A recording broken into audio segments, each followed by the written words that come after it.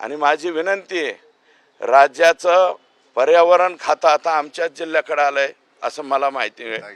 हा, तर आमच्याच जिल्ह्याकडे म्हणतोय ना, तर पर्यावरण खात्याने थोडीशी वक्र नसली तरी सरळ तरी दृष्टी तिकडं फिरवावी. 600 पैकी 300 इटभाट्या जरी एकट्या शिरसाळ्यात बोगस असतील आणि सरकारच्या जमिनीवर असतील तर त्याला पाबंद केलं पाहिजे. अशा प्रकारचं सुद्धा पत्र कलेक्टरांना दिलंय आणि मोजणी करावी. आणि जे आणतात ना, डॉक्टर मुंडेंचं नाव घेतलं तर मुंडेंचा भाऊ उभा केला. ते ज्यांचं नाव ज्या मुंडेंचं घेतलं ते मुंडे पुढं आणत नाहीत. दुबेंना दबावानं आणतायत ते. दुबे फॅमिली मला बी माहिती आहे बरं का. अहो, सोमनाथ आप्पा हलगे त्यांचे वडील बरं का, त्यांचे वडील आणि ह्यांनी गोपीनाथरावजींना मदत केली. त्या दुबे हे जे विकासराव दुबे हे मुंडे साहेबांचे फार जवळचे माणसं आहेत. यांच्यावरती काय पाळी आली तर त्यांचा नातू उचलून नेल्याच्या नंतर आरोपी दाखवला जातो एक आणि फिरवती दिली जाते दुसऱ्याला. 15 लाख का 25 लाखात मिटवलंय. सुधीर भाऊ मुनगंटीवारांना विचारा, त्यांचे नातेवाईक आहेत ते.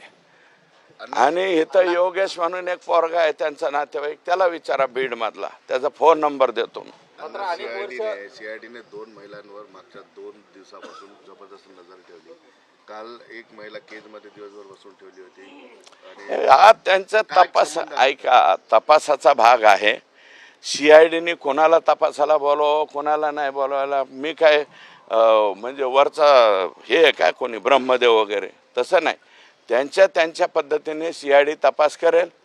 बीड जिल्ह्याचे पोलीस आणि IG लेवलचे अधिकारी असल्यामुळं या तपासामध्ये मला वाटतं महाराष्ट्रातल्या कोणत्याही पोलिसांची गरज पडली तरी आदेशित करून ते त्यांना बरोबर घेऊ शकतात आणि त्यांना एनी टाईम पाहिजे तिथं अटक करू शकतात. 2 जे मोबाईल सापडले त्याबाबत एक वेगळा संशय व्यक्त केला जातोय. त्यावेळेस त्या स्थानिक पोलिसांनी जे जमा केले होते, जप्त केले होते, त्यातला डेटा सुद्धा गायब होऊ शकतो किंवा डिलीट नाही होऊ शकत. डिलीट केला, गायब केला तरी संबंधित कंपनीला मागचा सगळा डेटा ओपन करता येतो. ते जरी कोणी आका आणि त्यांचे सहकारी जर हे उद्योग करायला गेले तरी त्याचा काही फायदा नाही. जो डाटा आहे तो डम डाटा त्या ठिकाणी मिळतो म्हणजे मिळतो, सगळीकडे मिळतो.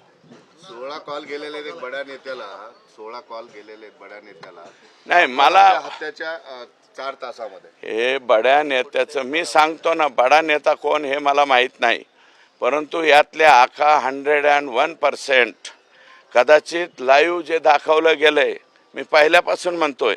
अंजलीताई आत्ता म्हणायला लागल्या, मी अगोदरपासून म्हणतोय की संतोष देशमुखांना झालेली जी मारहाण आहे क्रूरतेची, त्याचा व्हिडिओ दाखवलेला आहे आणि दुसरा कोणाला तरी दाखवलेला. ज्याला दाखवला असेल तो 302चा आरोपी झालाच आणि तुमच्यावरती खंडणीचाच आरोप आहे ना फक्त.